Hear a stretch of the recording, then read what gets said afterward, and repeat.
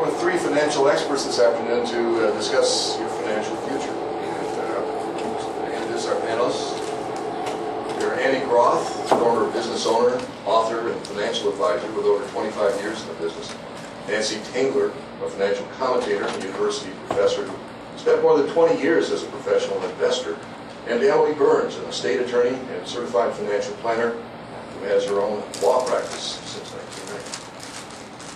I talked with each of these panelists last week, and it occurred to me that really all I need to do is stand here and they can just take over and go.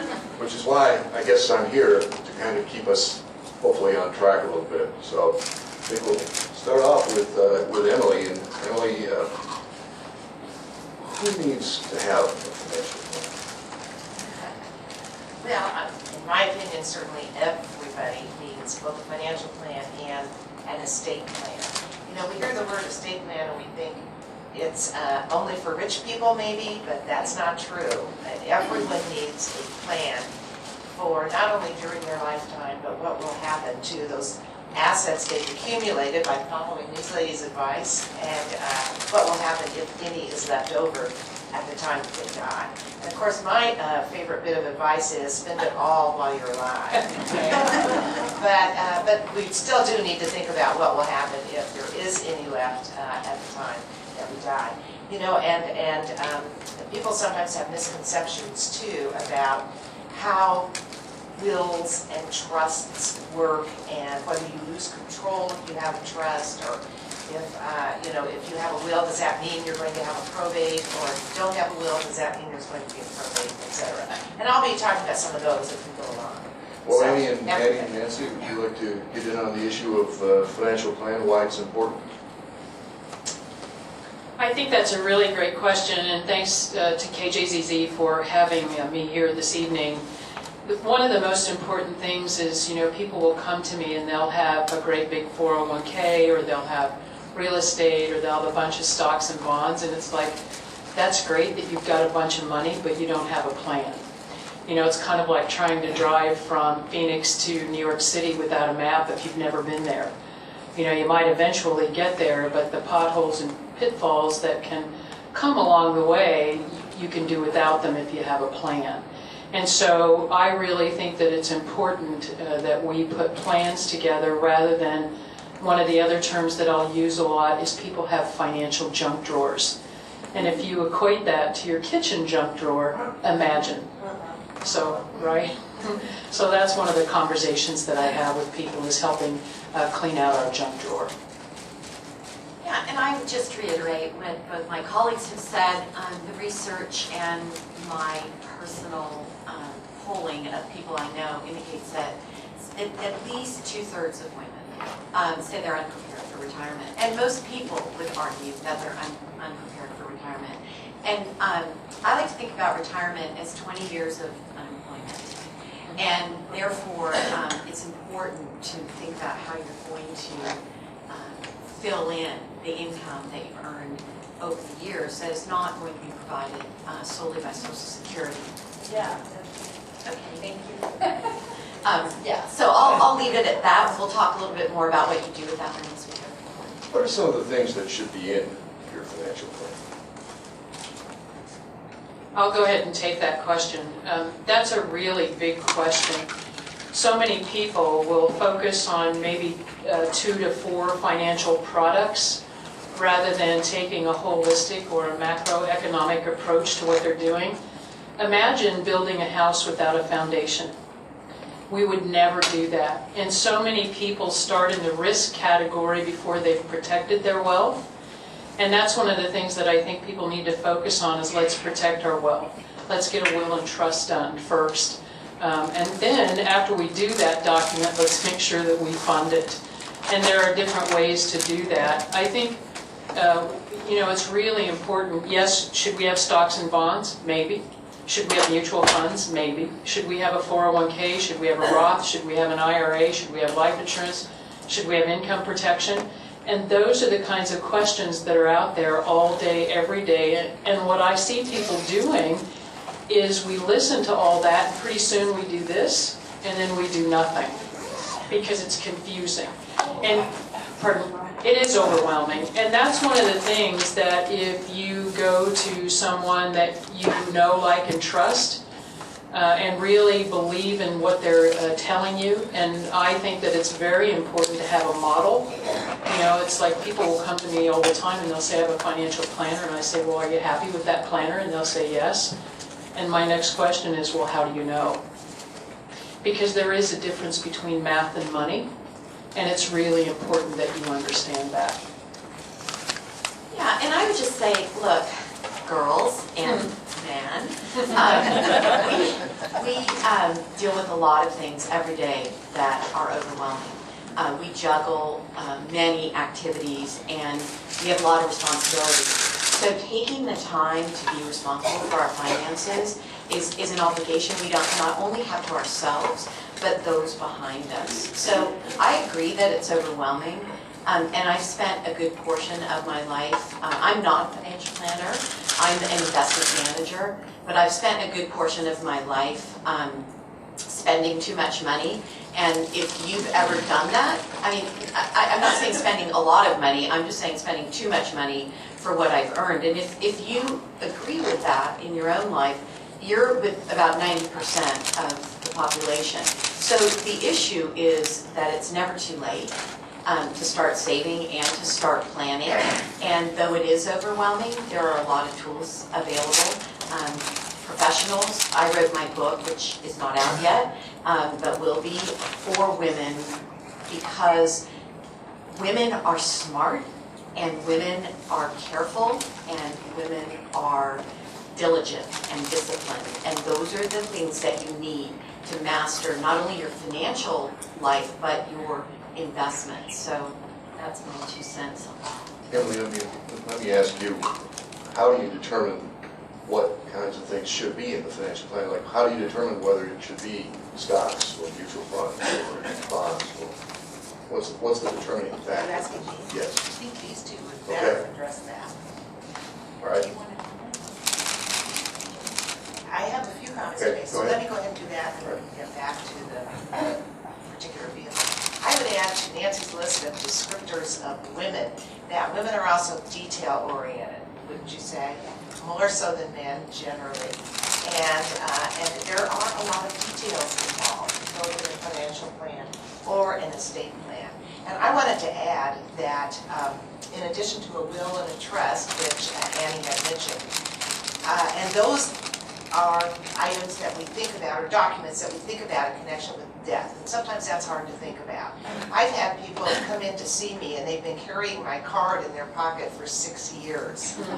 Years. You know, just trying to get themselves over. And this was an older man. He was 80, 85, something like that. So it is kind of hard to face that.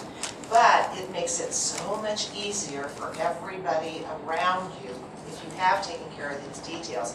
And I would also add that we always, along with a will, a trust, whatever, we always do powers of attorney also.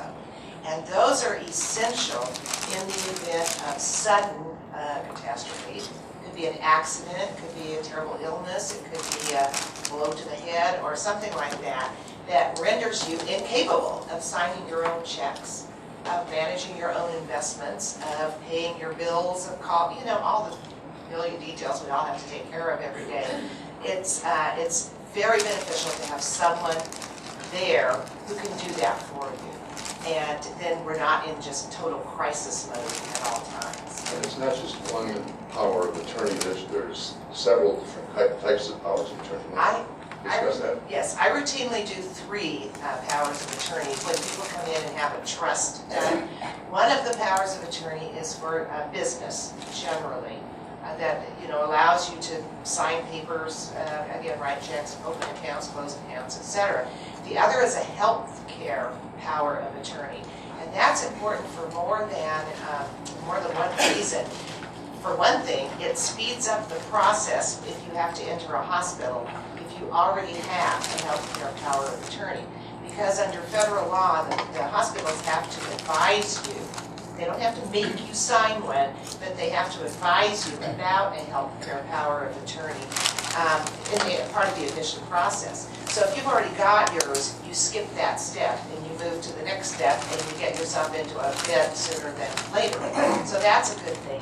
But it's also good, we've all heard the stories about the, it seems to be women generally, who linger on in a comatose state for years because the family is fighting over whether if the blood should be pulled on the respirator. If you've got instructions that say, look, I don't want to be around if it's a horrible, horrible, horrible situation that I'll never recover, then whoever it is that has to give that permission is reassured that that was your wish. So that is part of nearly all health care powers of attorney. Something that we call an advance directive or a living will. And the basic premise of that document is, if I'm in a persistent vegetative state, a comatose state, or if I'm terminally ill and there's no chance of recovery, then I do want to do not be kept alive by artificial means. It's basically what it says, tube feeding or things like that. So and then the third type of power of attorney that I generally do with a trust is when to fund the trust. So if somebody signs a trust, then gets hit by a car before they can go to the bank and the broker and whoever they need to go to retitle their assets, somebody else can do that for them. And then I always tell people too, we have to have not just one agent named under a power of attorney, but at least two. Because your agent might be incapacitated or living in Europe or very sick or too busy with business to handle things for you. Or be upset with you. That's true, yes. I'm not going to do it. So, or I am going to. Yeah. I'm going to do it to you. And one thing, too, to remember is that powers of attorney are not valid after a person dies. So if I name Nancy as my agent under a power of attorney, and then I die, Nancy cannot go to the bank using the power of attorney and do business for me because I'm gone. Okay? So, at that point, you do need to have the will or the trust in place to tell us what to do when you do pass away. Well, everybody hopes to retire someday, some sooner, others later. What's the best and easiest path to financial security that will leave us, let us leave the workforce? I think you could ask me a harder question. That's I'm trying. Well, the biggest risk we have today is longevity and outliving our money. And that's one of the largest fears that most people have, and especially women.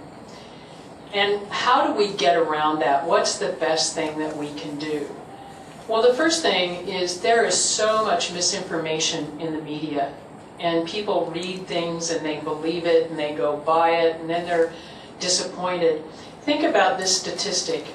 For every dollar spent on financial literacy, $25 is spent on financial marketing.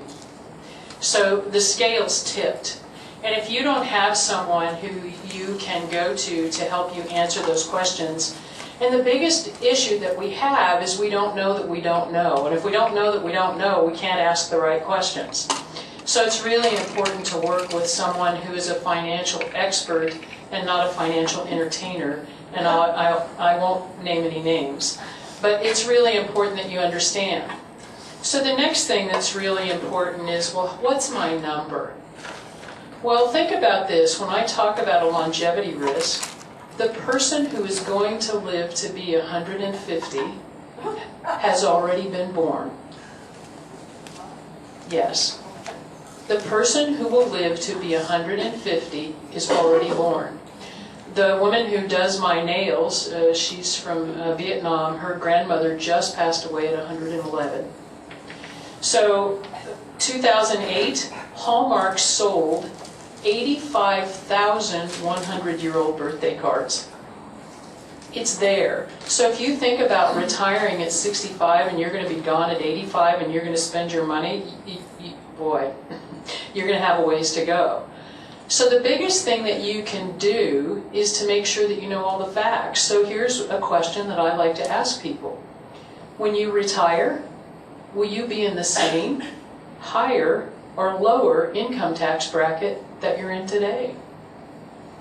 And most people, because they've been trained to think this way, will say, well, I'm going to be in a lower tax bracket. Well, why would you want to be? You've worked hard your entire life, and so now you want to live on less money, so hopefully you can be in a lower tax bracket.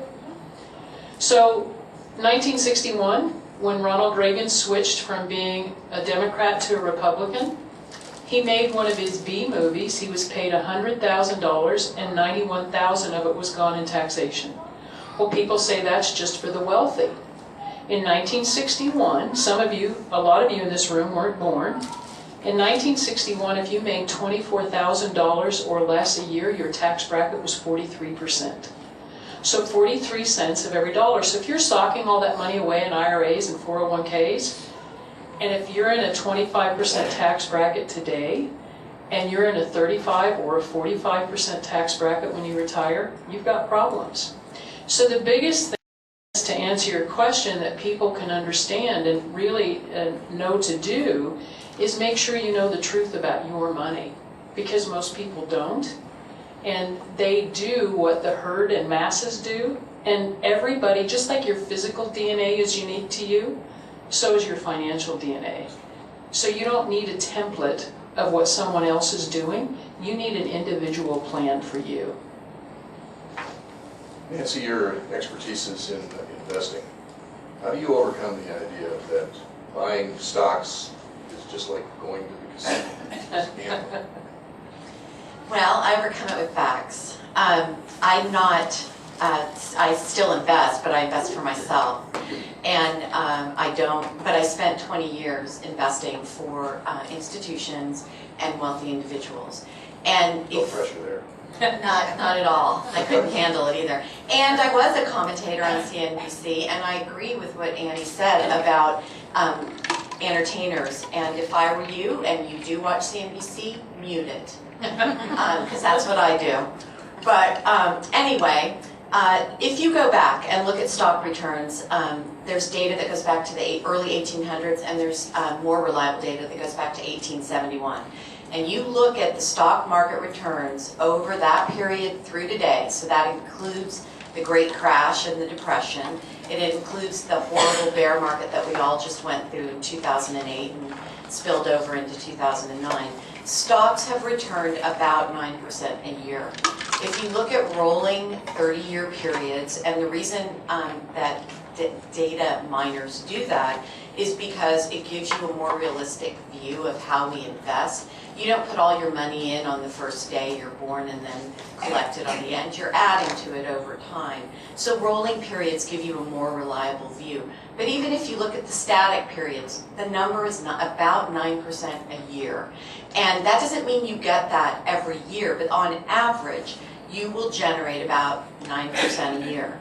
So as I was working on the book, I went back and looked at the numbers because I had the same feelings that everyone else did. Behavioral economics looks at the way people react to events, and we all react pretty much the same way. When there's a negative market, we feel really bad and we don't want to be invested. And when there's a really good market like there was last year, we're trying to figure out how to get more money in there, and that's where the discipline comes in. So if you set a tone and you do establish a discipline, you are capable of looking at stocks and buying them. It's not trading them, not making all of your money in one day, but over the long term, adding to the holdings of great companies. Can I give one quick example? Sure. So when my kids, I'd left the business and I was getting my kids ready for college. Well, I thought I was. I think all I was really doing was driving around and yelling at them. But I was busy. And I bought shares in Starbucks. The stock went from $40 to $30, and I thought, wow, that's a pretty significant decline. It looks attractive to me because I'm a value manager. I don't like to pay a lot for stocks, so you wouldn't find Google or Amazon or Twitter or Tesla or Chipotle in my portfolio. You'd find Coca-Cola. So buying something like Starbucks was exciting to me. So I bought it at $30. Do you know where Starbucks bottomed? Anyone take a guess? In 2008? $9 a share. Now, if I had been paying attention, I would have bought more. But I wasn't paying attention because I was busy living. Since that time, since I bought the stock at $30 a share, I'm up 15.5% every year, and the market's at 5%. If I'd have bought it at the bottom, I'd be up about 60% a year. But you don't have to do that. 15% is fine with me. Not all my stocks do that. But if you buy great companies that you can own for a lifetime, those are the kind of companies you want to put in your portfolio. So that's why I can advocate stocks. I know it makes people nervous, and that's why I wrote the book, because women kind of go like this when you talk about investing, and they use words like gambling and sport and risk, and surely there's risk, but I got a newsflash for you. You're going to have a risk getting home tonight. You got a risk every time you get on a plane. We live with risk, so the idea is to manage it. And both of my colleagues can also obviously help you manage your risk. Annie, one of the things you like to talk about is the truth about money. What is the truth about money? My questions just keep getting easier, don't they? What is the truth about money? Financial institutions all the time have a path for us. And financial institutions, when they create products and teach us how to use them, do they teach us how to use them for their benefit or for ours? Sure, sure. And you're smarter than the average bear, because most people will have to think about that for a minute. And so the job is, when you come see someone, is that they need to help you distinguish between the misinformation that's out there and how something really works. So I'll give you an example. Let's say, for example, that I'm going to use 10% just because the math is easy. Okay, I'd love to get 10% on a CD, but I'll just use that because the math is easy. So let's say, for example, so many people say that compound interest is a miracle. They even say that Albert Einstein said that compound interest is a miracle. He didn't say that. He said that compounding of numbers is a miracle. So let's put $10,000 into a CD, and let's get 10% rate of return. So next year we'll have $11,000. The year after that we'll have $12,21, so forth and so on. So as you're making more money because you're getting 10% interest, who's got their hand out wanting part of it? The government, right? So you're going to compound interest and taxes side by side. And at the end of the year, when you get your 1099 because the government wants their money and your CD hasn't matured, will you take the money out of your CD to pay the taxes and suffer the penalty, or will you take it out of your other pocket? Well, naturally, you're going to take it out of your other pocket. Here's the problem with that. We all make as much money as we need to. The problem is that we can't hang on to it, because the game is stacked against us, because we don't know that, Nancy just talked about it, behavior, right? And so that creates, when we take it out of our other pocket, that creates what's called a lost opportunity cost. Anytime I spend $1 and receive nothing of value in return, not only did it cost me the use of that dollar today, but all of the money I could have ever made on that dollar. And so we spend money, like you were talking about sending your kids to college. People do 529 plans, they do UGMAs, they do all those things. And once you spend that $100,000 or $200,000 or $300,000 wherever your child goes to college, will you ever get that money back? No. And so the job is to help people understand how to get their money to do more than one job. Corporations do it all the time. We have our own personal economy. And if we treated our financial lives like our personal economy, we'd do a much better job at it. So that's one of the things. Understanding the truth about money is, it's like when I have a conundrum in my head and it just goes around and around and around, I have to go see someone who can help me understand the truth about that. So the compound interest is one small example that I could use to help you really, maybe there are things that I don't know about my money. Emily, we talked a little bit about wills and trusts, but what's the deciding factor in whether you need one or the other? Well, one of the deciding factors is ease in management after you are gone. And a lot of my clients come to me and say, I want it to be as easy as possible for my kids. I want to get through this process as fast as possible. I want them to get through it, managing my estate when I'm gone. And a trust is certainly wins on that score.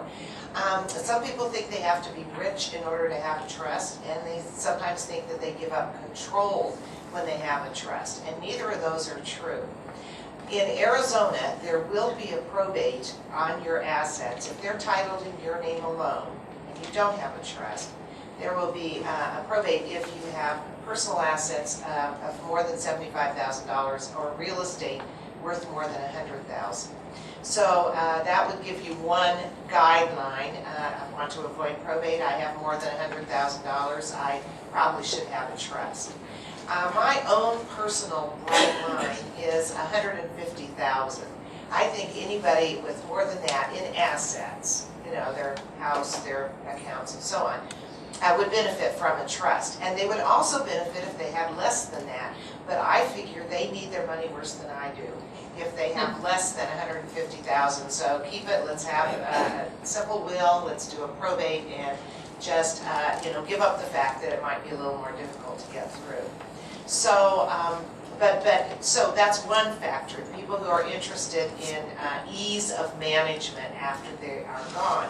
But the other factor would be a management plan in place in the event of your incapacity. Because when you have a trust that is funded, which means that you have retitled what assets you own in your name as trustee of your trust, instead of just your name alone, then if your assets are in the trust, or could easily be put into the trust upon your incapacity, then there is someone in place, and that's your trustee, whoever you have named to be the trustee after you.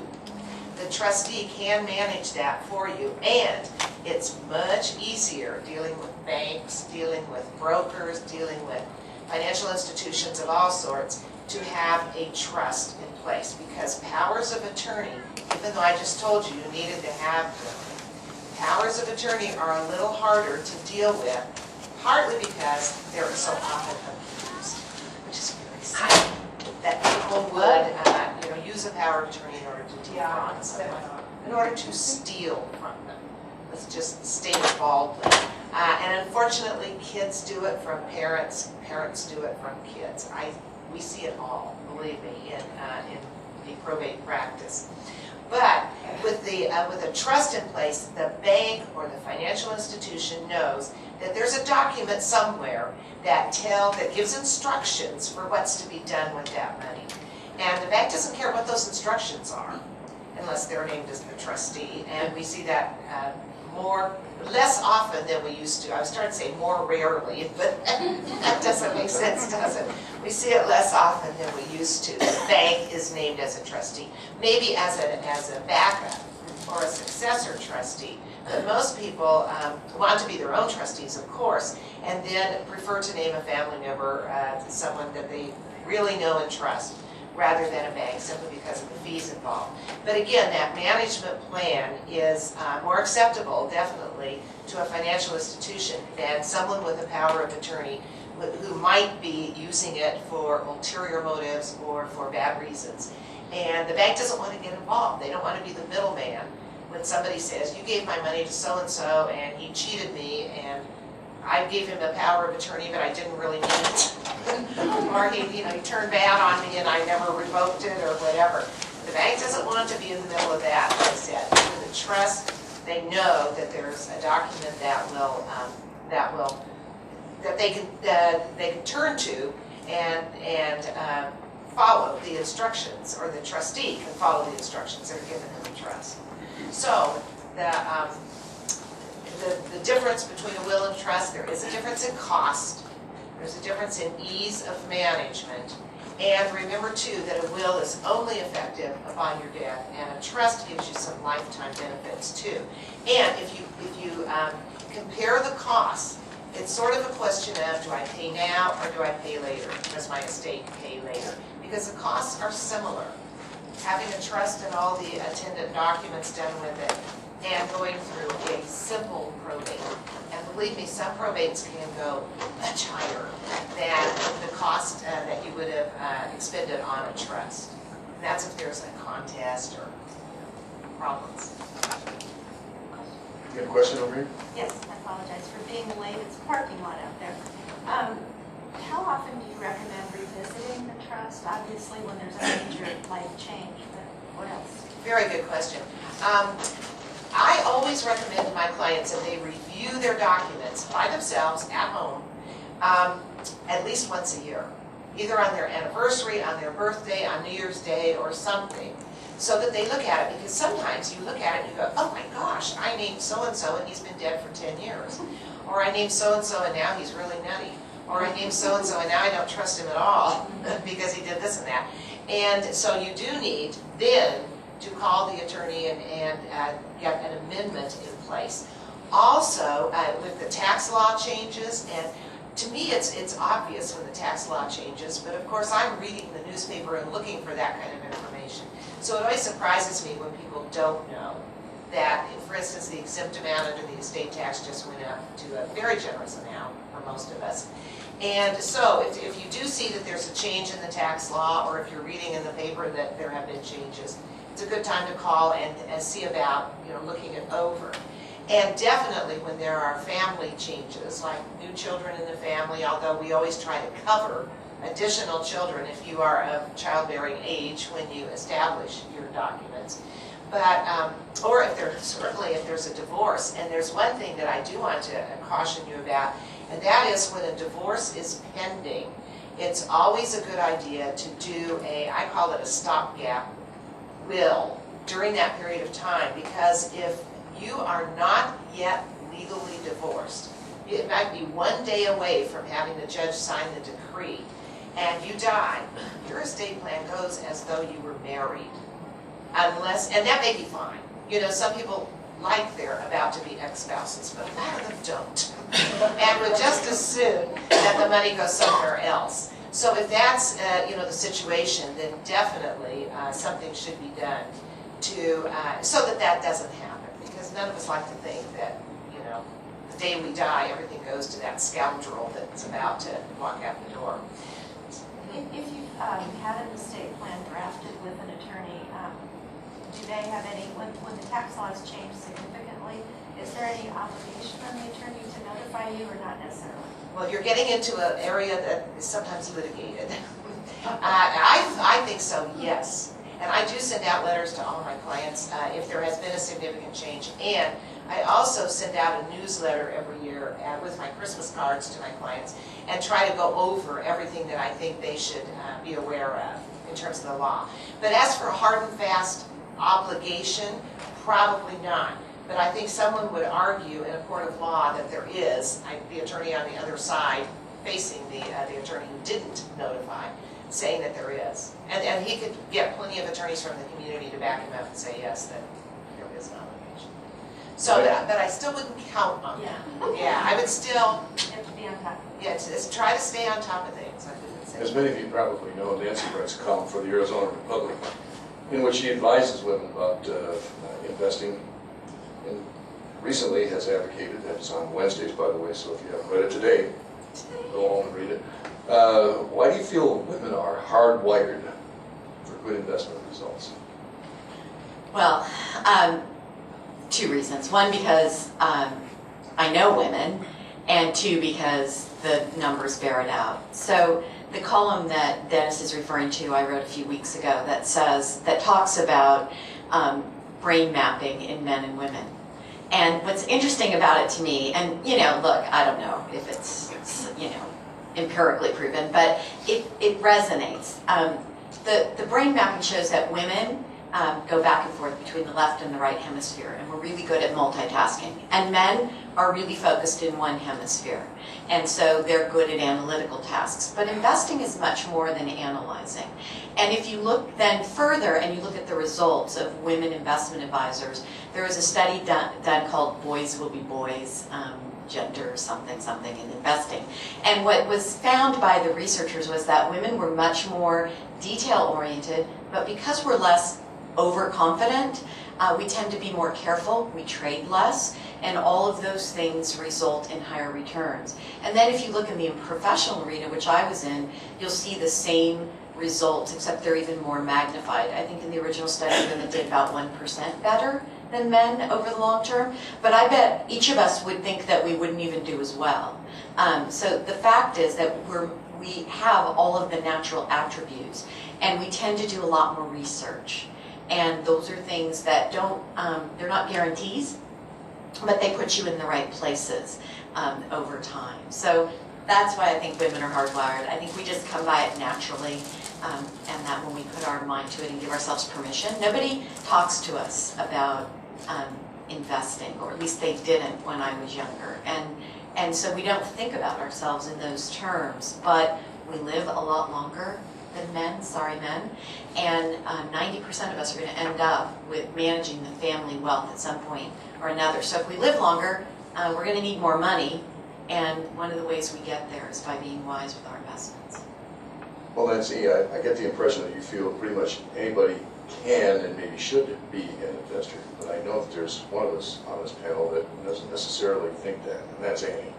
Why don't you believe Poor that? Annie. That's the case. Boy.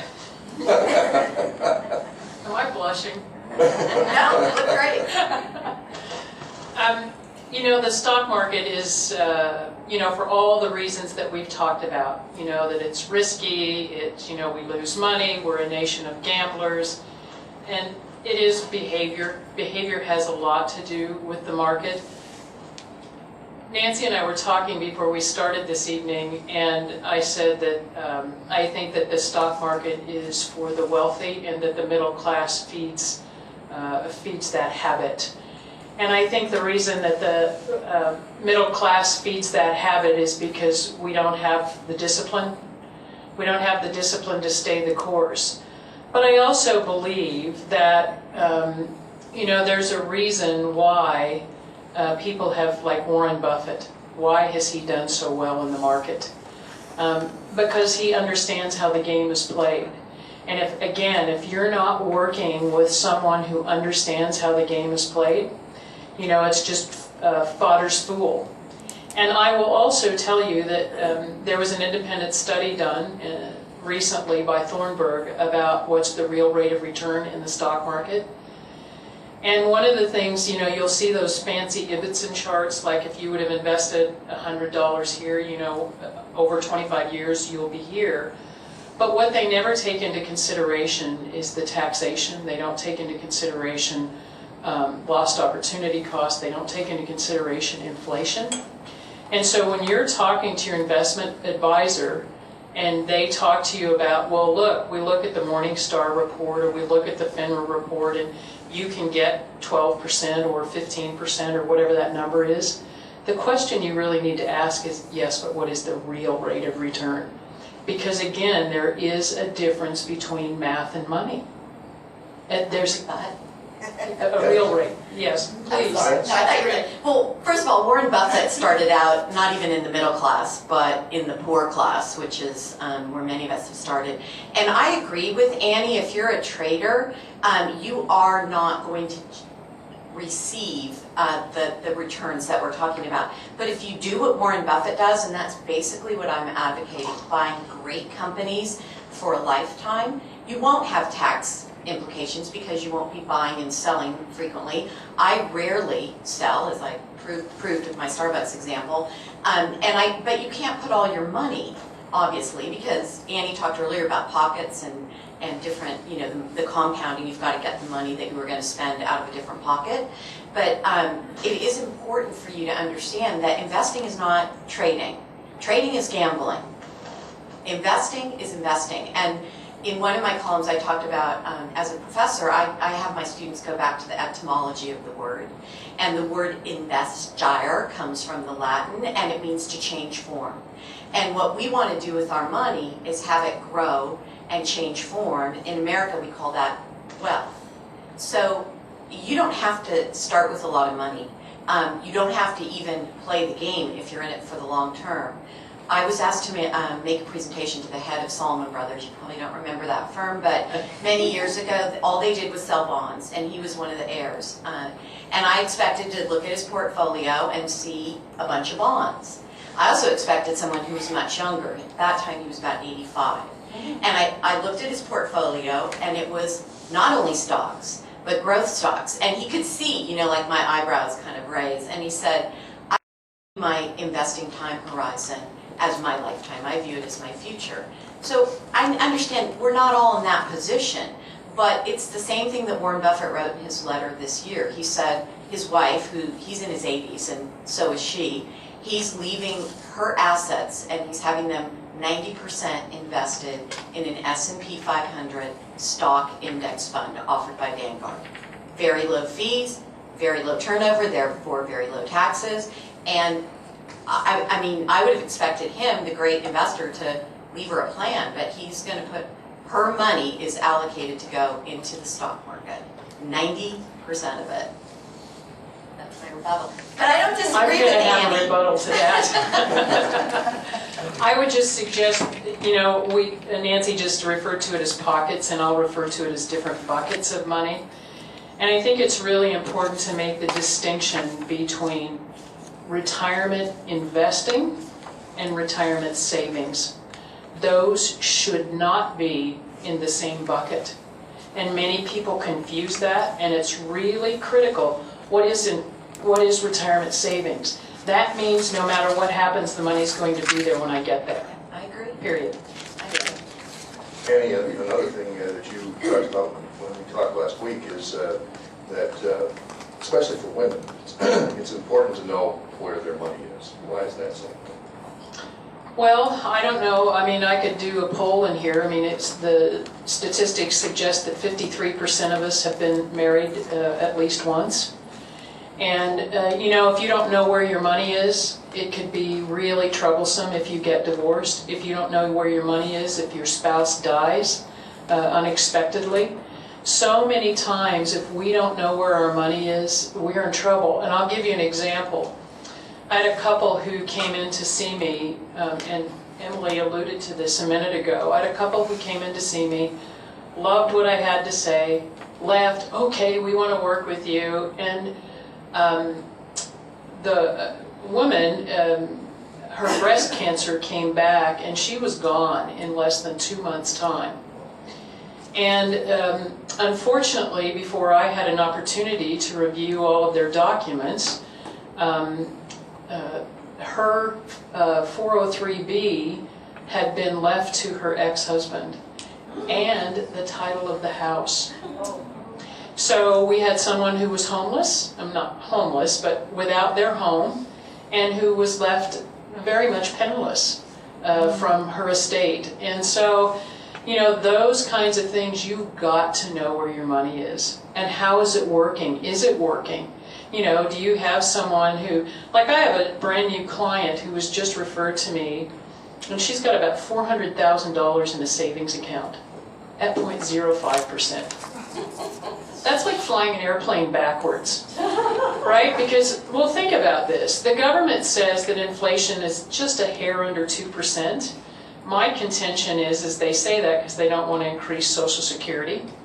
So they keep that inflation number low artificially.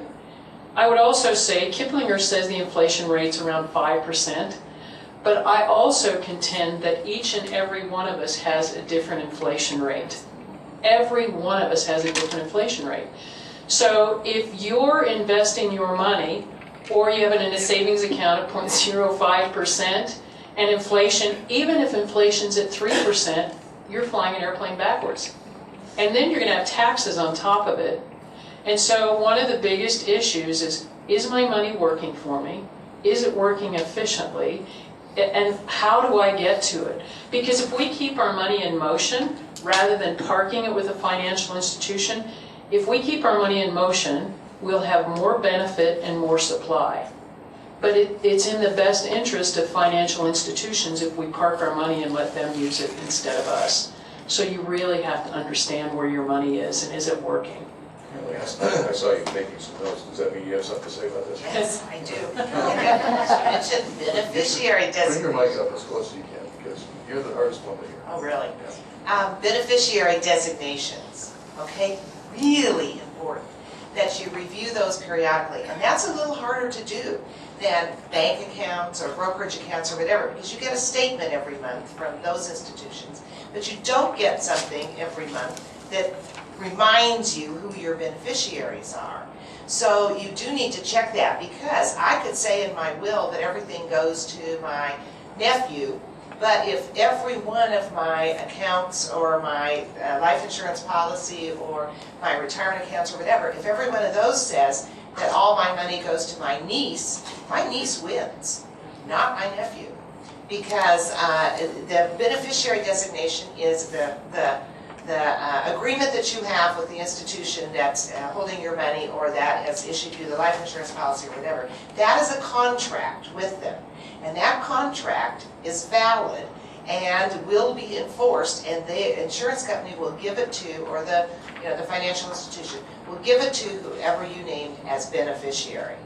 So those have got to be checked every year too, or periodically, because things do change and we don't always connect in our head that you can, by contacting your broker or the life insurance company, whoever has sold you the product, whatever it is, and ask them for a copy of the form that you filled out. If you have an account online, you can probably go in and find it that way. You can certainly get a change of beneficiary form online from just about anyone that you can fill out and say, I now want my nephew to be the beneficiary of all of my accounts, or of the account I have with this institution, and then do it again with the next institution, and so on. But it's, again, it's something that's often overlooked. The only, another thing that can make a change in the estate plan is a second marriage. It can be. Oh, yes. Talk about that. Oh, my gosh. I feel sorry for people who are married a second time and who have children, because they are in the most difficult position of anyone doing an estate plan. Because most of those individuals want their children to have everything, but they also want their new spouse to have everything. And that can't be done. There's got to be some division somewhere. And they have to live with the new spouse. And if the new spouse is real greedy, and sometimes they are, if the new spouse is real greedy and sees that a lot of money is being left to the children, they can make your life real miserable, you know? Nag, nag, nag, day to day, pick, pick, pick, when are you going to change that will and leave everything to me, and so on. So as I said, I feel very sorry for those people, and they need to talk it over. They need to think very carefully about what they're going to do and how they're going to do it. And you also have to decide if you're going to combine all your assets, the new couple, if you're going to combine all your assets, then when one dies, does his money go to his children? Does it stay in trust for the new wife until she dies? And then, is it divided evenly among all 5 children, let's say, his 3 and her 2?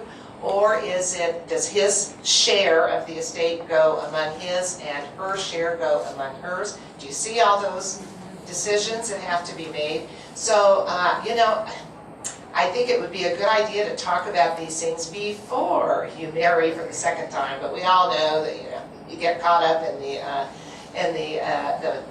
emotions of the time, and you don't.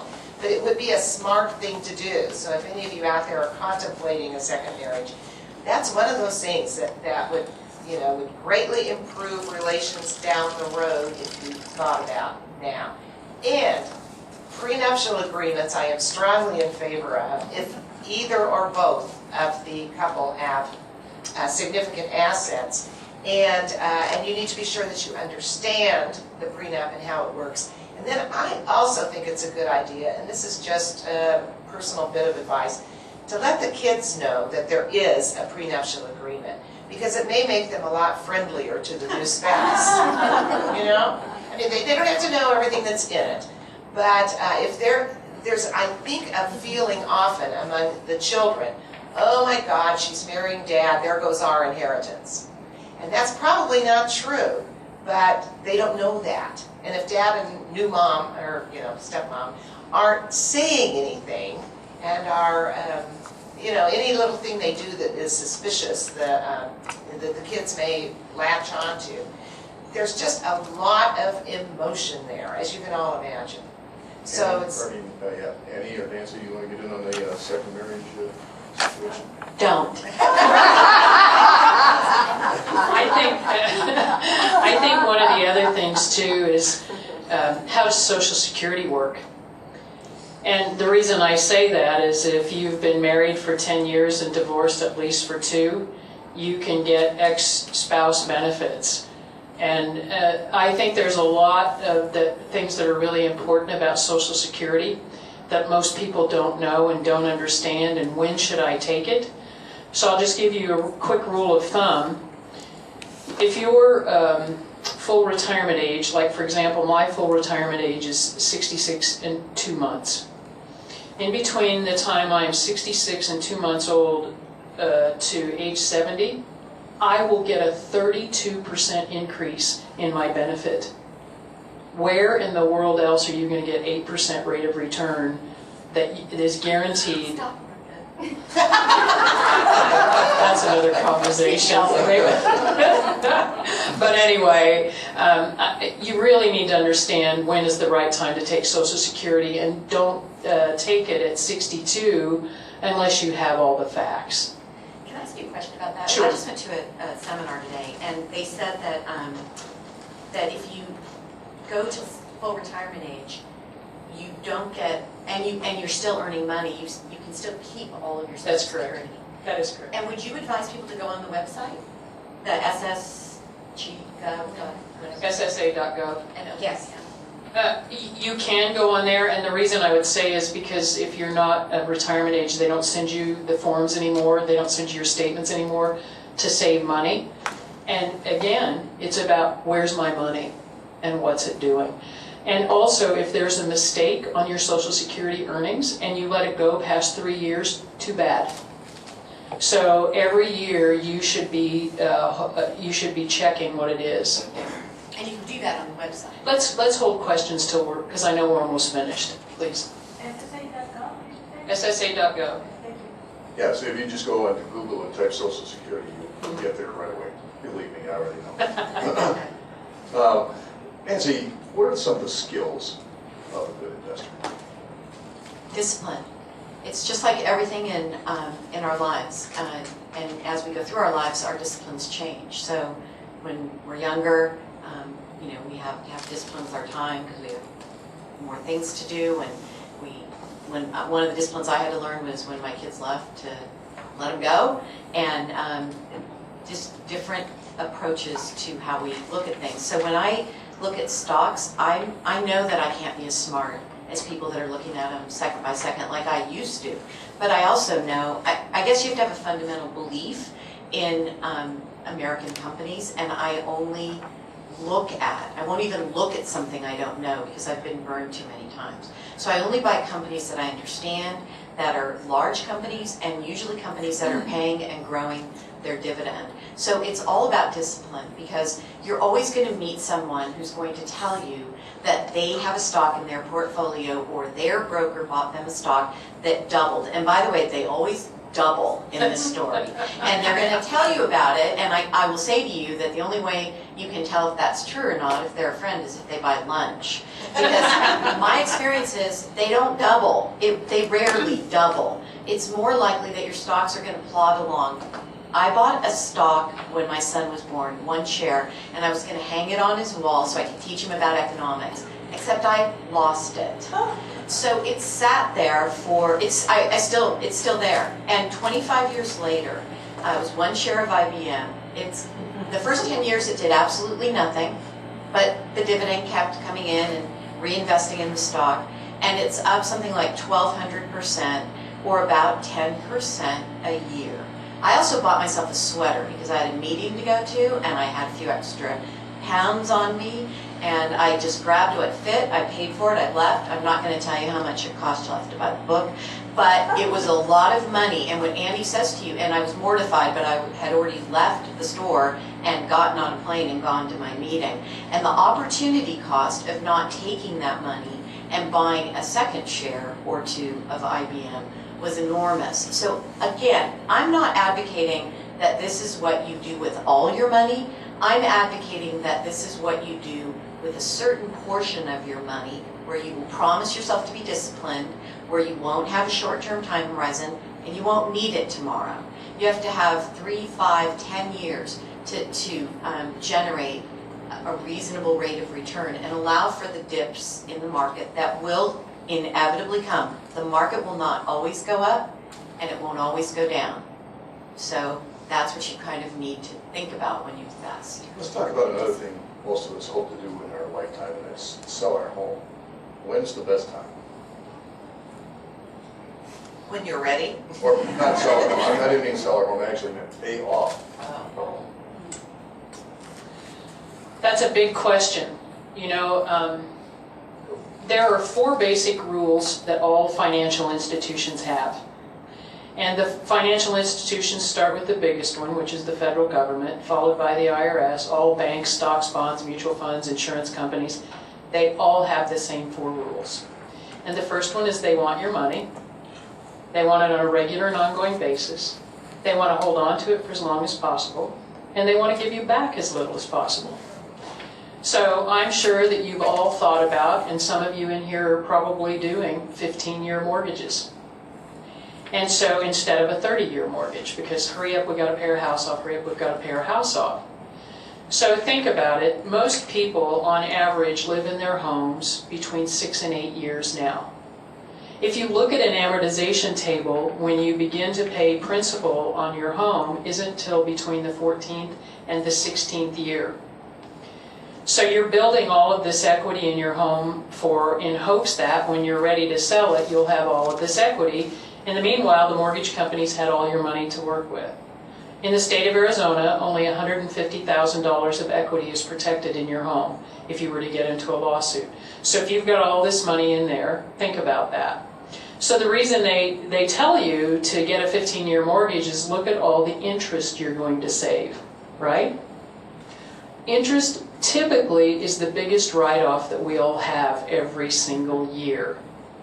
So my contention is do a 30-year mortgage, pay the normal payment, don't pay extra, because if you're going to sell your house in 6 to 8 years, it's just silly.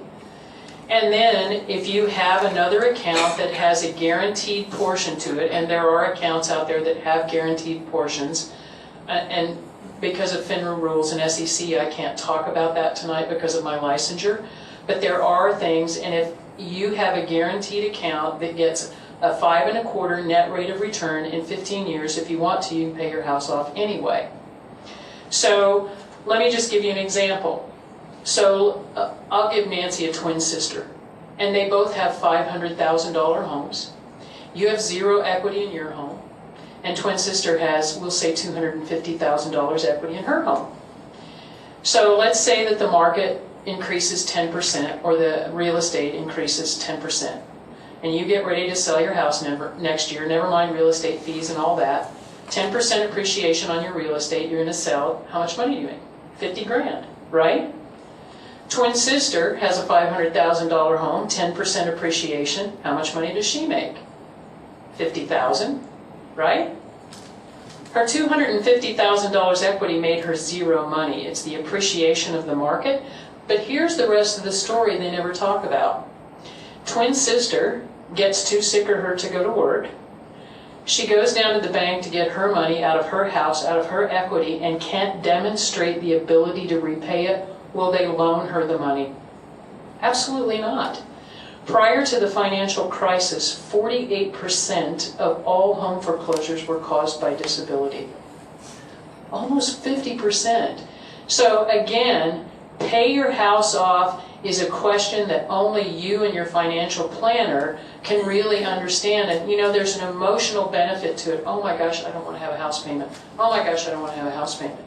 And you know, I could sit up here and tell you horror stories about people who've paid their house off too prematurely, and then they needed the equity out of it, and they couldn't get it, and it was devastating. So there is a time to pay it off, but again, as your financial DNA, it's unique to you. And it's just not a one-size-fits-all. We can open it up for audience questions, and I know there are several of them in just a minute. But first, let's talk about one last thing, Emily, and that's community property. What is it? How do we get it? Community property. Community property. That's it's a type of property that is very misunderstood, I find. I hear people tell me that that if you bring separate, if each of the partners brings separate money into a marriage, that once they're married 10 years, that property transmutes into community property. That is not true. Separate money that comes into a marriage remains separate property as long as you keep it separate. But if you commingle, put it into a joint account, the separate nature is gone. It is now community property or joint property, because you can't trace out and figure this was mine, this was yours, and now once it becomes commingled, it's ours, not mine and yours. And community property is unique to 9 states in the U.S., most of them in the West, and it came through the French law, so we do see it in Louisiana, but it's a recognition that when you have 2 partners in a marriage and one of them is earning money and the other is not, the earning money from a job or his own, own creativity or whatever, that money belongs to both partners because both are really contributing. If it's the man who's earning, the woman is home taking care of the children, preparing meals, doing laundry, all that kind of stuff, that enables him to go out and make his own money. So if there ever is a divorce, for instance, in a community property state, half of the assets are determined or are assumed to be the husband's and half are assumed to be the wife's. And in states that do not have community property, the law simply says that there must be an equitable division, which most judges will decide is more or less half and half. But there are other situations, and we don't have time to go into them now, where it can be a real downer for the non-earning spouse if they move from a separate property state and do not do anything to change the nature of their assets, and they come to a community property state. We in Arizona are protected by community property laws from one spouse dying and leaving everything to the trainer at the health club or the tennis pro or I used to say the go-go dancer, but people don't remember, don't know what go-go dancers are anymore. But leaving it to someone else. You cannot do that in Arizona because, as I said, we're protected and it's half and half. So the only times that community property ever becomes an issue is on divorce, or if one spouse dies and tries to leave more than half of his estate to someone other than the spouse. Then it's an issue and someone has to assert the community property nature of the assets. But by definition, community property is property that is earned or money that is earned while living in a community property state and married, and the money comes from wages, salary, tips, personal earnings of whatever nature. It does not include gifts or inheritances. So I warn all of my older clients who are leaving all of their estate to their children. I say you need to educate your children that the inheritance they receive from you is separate, and they should keep it in a separate account or in a separate trust or whatever, because it would really freak most of my older clients to think that the money they left to their beloved son is going to go to that witch who's divorcing him next week now that he has all that money and she can get at least half of it. So I figure it's the parents' job to educate, because they're the ones that are most involved in this, most engaged in this. They don't want their inheritance going to someone, their child, who's divorcing their child. So gifts and inheritance are not community property, okay? Even if you're living in a community property state. And the lesson there is keep it separate. And you can spend it on whatever you want. You can buy the spouse presents. You can put him on the account as a POD beneficiary, which means he would get it when you die. And then if he divorces you, you have to remember to go change that POD designation, right? But anyway, it's your money to do whatever you want with that you inherit. But remember, you do not want, even if you're really happily married, I would never recommend putting it into a joint account, simply because I've seen it happen too many times that it walks away. Okay, I know several of you have questions, and so because we're taping this to put on the KJZZ website, I'm going to come out to the audience and get you to ask your questions so we can actually hear them. Who has a question? Go ahead. Talking about paying off a mortgage, but what about reverse mortgages on the other end of it? You know, reverse mortgages are an advent that I think are really important in so many people's lives. And, you know, you'll get a lot of people who will have pushback against those and say, oh, it costs too much and it's this much, you know, it's too much of a hassle. But for those people who do have all the equity in their home and want to stay in their home and know they're going to stay there, one of the tools that you can use to help you, because you don't want to disinherit your children. Most people don't want to. Some people want to spend all their money and could care less what they're going to leave, or if they don't have kids, or if they don't want to leave it to KJZZ when they die. One of the things that you can do is... Of course, I love this station. One of the things that you can do, and I would recommend doing, is certainly doing at least an equal amount in life insurance, because that way the kids will have the ability to pay the mortgage off. You know, a lot of people want to leave their homes to their children. Trust me when I tell you, your kids don't want it. They want money. They do. So, you know, I mean, reverse mortgages can be beneficial, and the great thing is, even if you outspend the equity in your home, they can't kick you out. So, you know, that's one of the great benefits, but make sure if you're going to do that, use a reputable company.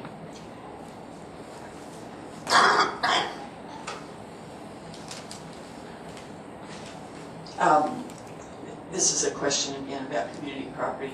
So retirement accounts that are based on wages or salaries are community property. But if you have something that's an inheritance, it should be in a separate trust? Well, for me, it depends on the magnitude of the inheritance. If it's more than $50,000, $100,000, I would establish a separate trust. If it's only $15,000 or whatever, a separate account should work just fine.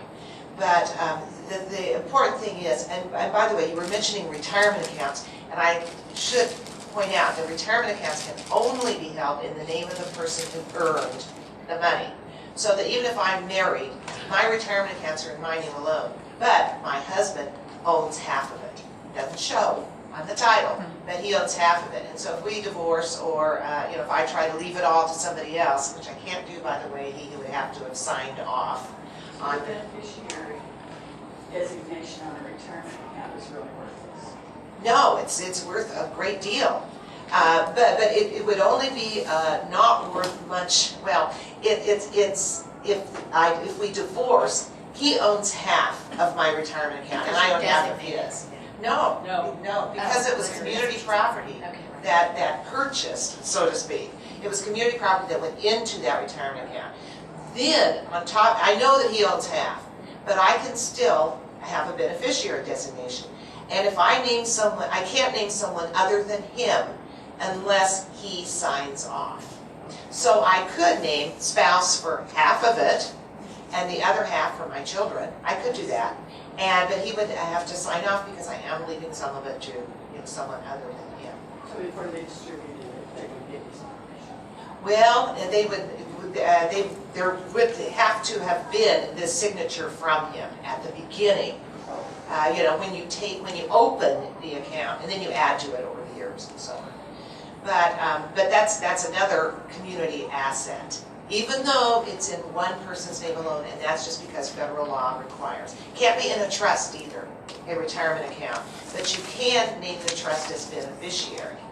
And a lot of people do that. But I mean, the spouse first generally, and the trust as the backup. And then that's a wise tax strategy, because it goes into the trust. It's, not necessarily, not necessarily.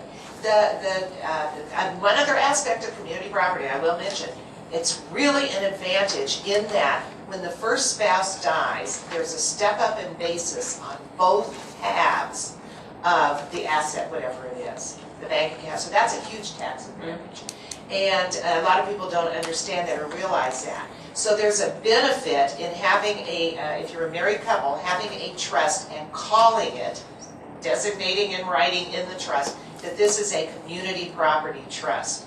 Then any assets that are in that trust at the time of the death of the first step up to the value at the time of the first spouse's death. So if you had a $50,000 house and it's now worth $100,000, the basis is going to be $100,000, not $50,000 for the spouse who didn't die and $50,000 for this and $100,000 for the spouse that did.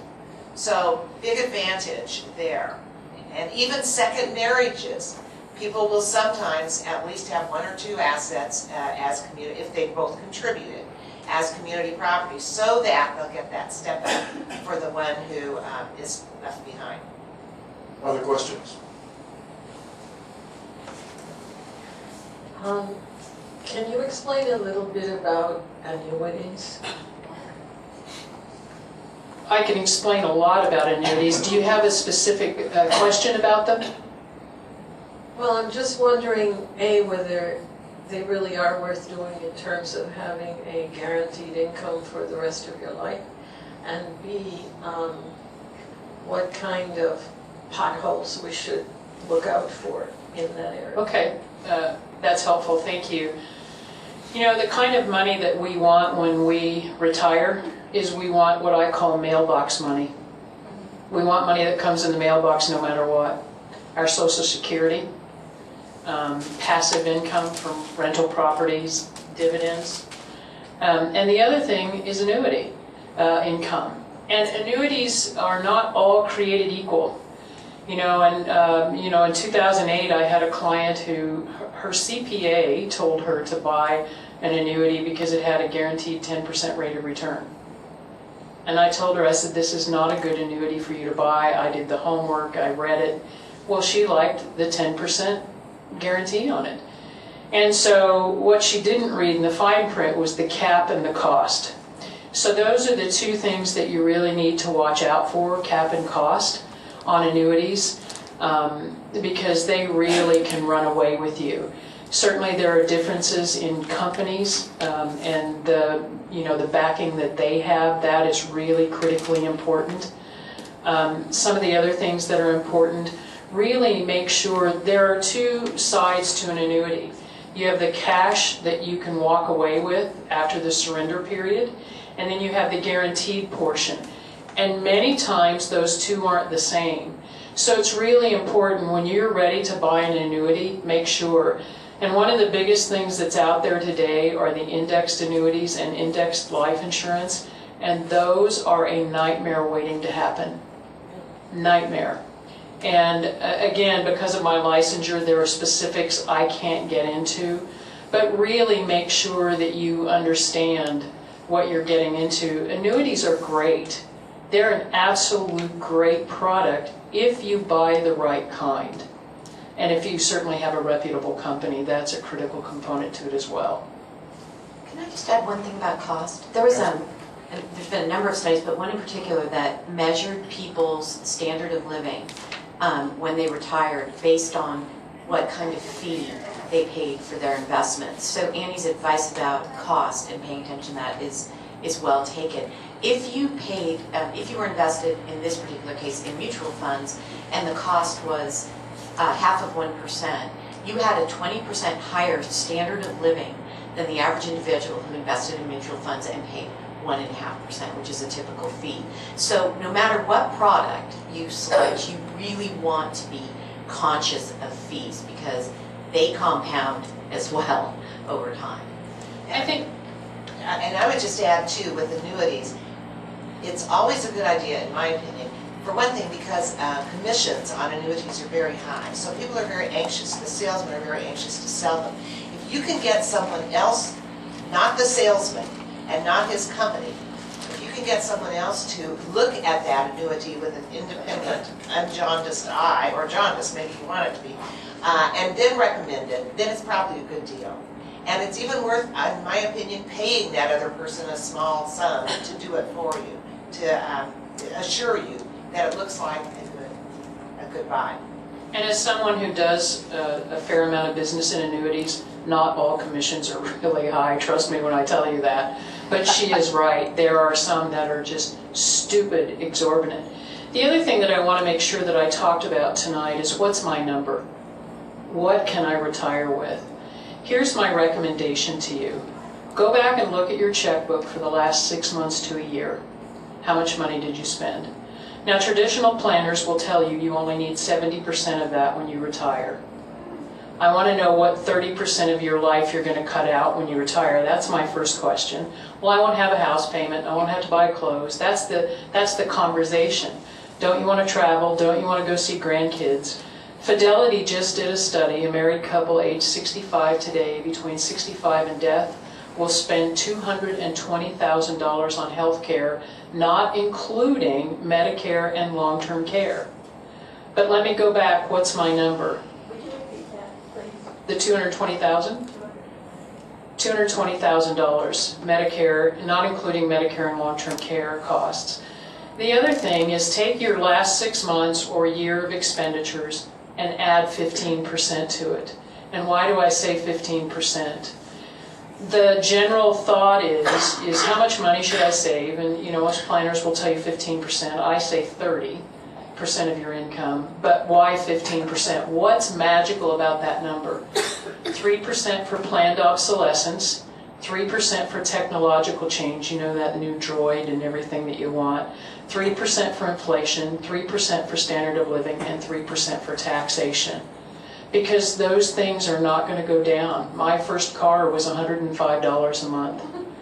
I drove a silver Volkswagen Beetle off the showroom floor in Dodge City, Kansas, and my payment was $105 a month. And now it's a bargain if you can have a car payment at, $450. So you really have to plan for what I call the stealth tax, which is inflation. And for some of us who are in the room and old enough to remember the double-digit inflation, it's coming. It's not if, it's just when. Okay, we are going to wrap it up with one last question. Scott,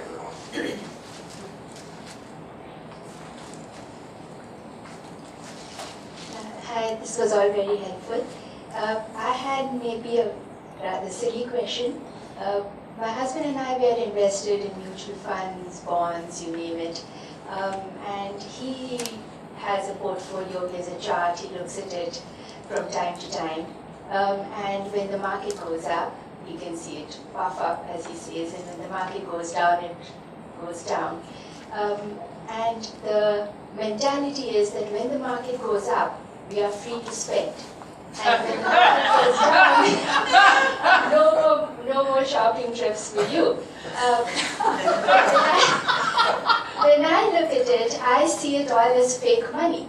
Because unless he actually sells those stocks and bonds, we don't have money in our hand. It is just all on a chart. So which of us is right? Of course, you're right. That's right. Yes, that's the risk. And by the way, that's been the plan behind what the Fed's been doing with interest rates. They knew if they kept interest rates low, that people would have to invest in stocks and they'd feel wealthier and they'd spend money. And that's where the discipline comes in. That's not what your investment portfolio is for. So you're right, and tell him to take his charts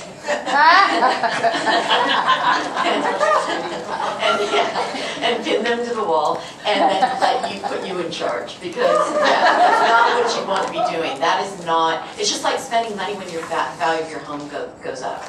That's not liquid, that's not what you should be doing. That's for your future. It's that when they go, that's our orange money, honey, the ING commercial. Yeah, and then it turns out, no, that's, you're wise and you're correct. Okay, let's have a round of applause for our panelists.